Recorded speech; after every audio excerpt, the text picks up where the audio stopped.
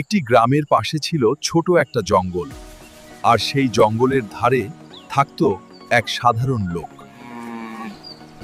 হঠাৎ জঙ্গল থেকে বেরিয়ে আলো এক ভয়ঙ্কর বাঘ। হায় ভগবান, আজ বুঝি আমার শেষ দিন। ঠিক তখনই গাছের ডাল থেকে লাফিয়ে নামলো এক চালাক বানর। বন্ধুরা, লাইক সাবস্ক্রাইব করে আমাদেরকে শক্তি বাড়িয়ে দাও। ভয় পেও না, আমার কথা মতো করো। জোরে জোরে শব্দ করো, ওটা ভয় পেয়ে যাবে। ভয়ে বাঘ দৌড়ে জঙ্গলের গভীরে পালিয়ে গেল।